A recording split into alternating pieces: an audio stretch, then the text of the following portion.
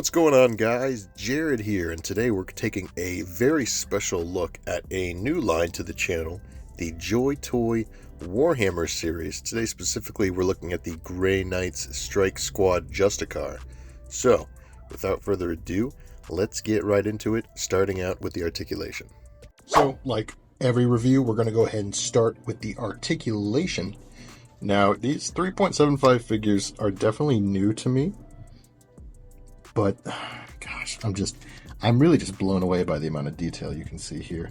So starting with the head, you're not going to get a ton of upward movement, but it's on a ball peg. So you can get side to side, you can look down, you can look up a little bit, but not really a lot.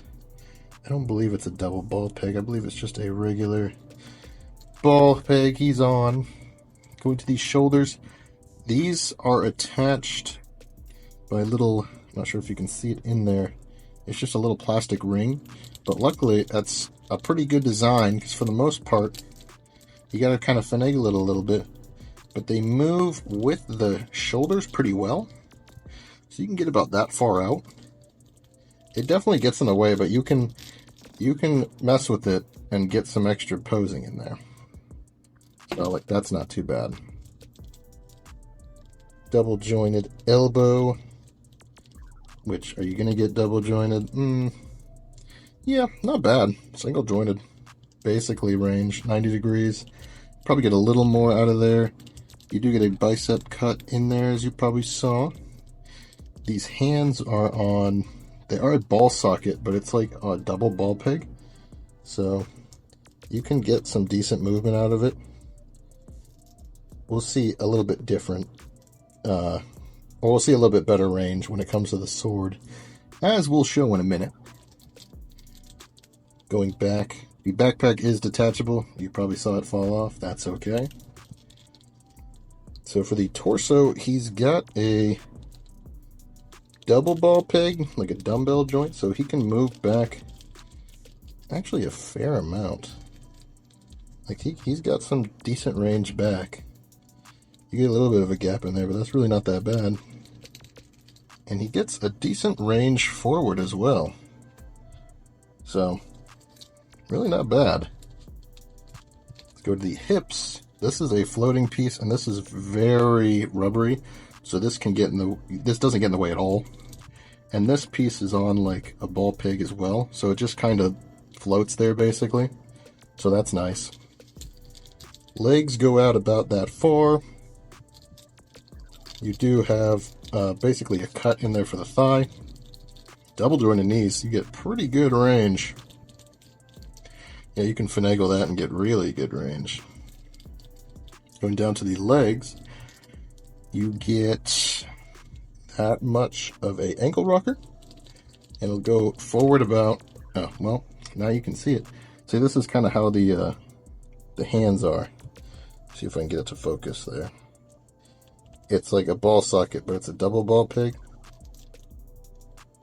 So, sorry if you can't see. It's a little dark in there. But that's basically how the hands move as well. So you won't get a ton of forward movement. You will get some backwards movement, as you can see there.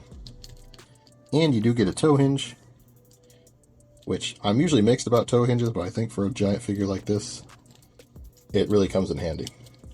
So, as we can see here, for a very bulky, very short and stocky figure, the articulation is really pretty impressive. I'm very impressed for it, especially at this scale. I know I have handled Star Wars, like the Vintage Collection figures before. They're 3.75 inch, and they're mostly like single joints. So to see like some double joints in there, toe hinge, like a double ball peg for the chest, that's great. So, let's go through his accessories. Of course, you do have the backpack, which is very nicely detailed.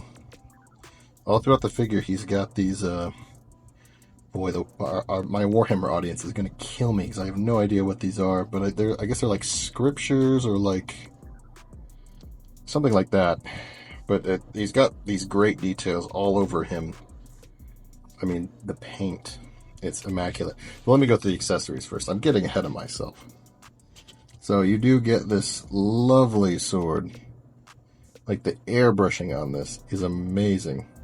I love the skull on the pommel. That looks great. I mean, seriously, the airbrushing here is on a whole nother level.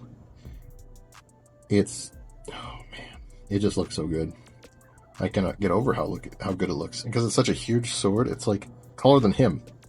That's really awesome. You do get 2 grabbing hands, holding hands for the sword. You get at least 1 trigger finger hand. I'm not sure if you got 2 here, but I think you only get 1. I could be wrong though. His hands are very small and easy to lose. And then you get this very cool sword holding hand with another like wax stamp and what I guess could be scripture on it. And the nice thing about these hands is they're very rubbery, so they can open pretty easily. I say that as I'm like struggling. No, I'm just kidding. I don't struggle. They open pretty easily to where you could just put the hand in and get him to hold the sword great. And they're a little finicky to get on the wrist, but like, there you go. And that's a good looking look right there. Let me zoom that out just a little bit. It's a big sword, man. It is a big sword, but it looks great. So, yeah. Again, the big thing here, though, accessories are pretty good. Articulation is pretty good. But the detail. I mean, you can tell, like, everything is hand-painted here. It looks amazing. You know, this blaster here is great. It's got a little tube right here. It doesn't get in the way of articulation or anything. He's got all these, like, all of the words and everything on his shoulder pads. Again, my Warhammer fans are pissing themselves. They're so mad at me right now. But, God, you just gotta take a minute to, like, take it in. There's just so much going on here. I mean, there's even, like, not individual words here, but you can tell where, like, an effort was made to put that detail in. That is usually not. Yeah, it's just really incredible. And if we can zoom in on the face, and you can actually see there's quite a bit of detail here for such a small face. I mean, this rivals like Marvel Legends in some cases, you know? Yeah, these my big thing about these Joy Toys were like, well, they're a little pricey, but for the accessories and the effort that goes into them, I do think they're, well, I'll let you decide if they're worth it or not. This figure was about $50 at my local comic shop. These Joy Toys range anywhere from, like, you can find them as low as like $25 to $30, but I know, I guess this could be considered a more deluxe figure.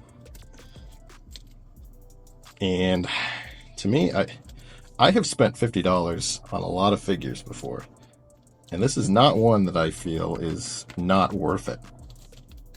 You know what I mean? So, again, it's a really incredible shelf piece, and it poses so great, like much better than I would have ever thought. For a figure this small and bulky, yeah, I'm blown away with the articulation, frankly. So, I do think the price could be a little better. Would have been more comfortable paying about $40 for a figure like this. Maybe $35, but the quality can't be beat. I mean, there's not a lot of companies on the market that put this much effort into their figures. You know, a few come to mind, but for this figure, this size, this line, it's really impressive. And I think we're going to have to take a look at more of these Joy Toy Ultramarines, especially. I love me like these Space Knights. They're so awesome. So, enough gushing. I'm going to give this Joy Toy Grey Knight Strike Squad Justicar an 8 out of 10. I'm knocking off 2 points for, I don't want to say the articulation. I'm knocking off 2 points mostly because of the price, and we could have maybe gotten a little more accessories. Blast effects would be cool. Some more weapons would be cool. I mean, these guys are supposed to be armed to the teeth. But in terms of, like, design, paint, sculpt. They can't be beat. It's wild. It's out of this world. So thank you guys for watching. Let us know down below. Do you guys want to see more Joy Toy? I want to take a look at more of them. So definitely let me know which ones you would like us to see and review. And we might just be able to do that for you guys. So in the meantime, like, comment, subscribe, share. We got plenty more videos on the channel. Marvel Legends, Mezco, Mythic Legions, NECA, you name it, we got it. So we're looking forward to seeing you guys in the next review. And until then, see you then.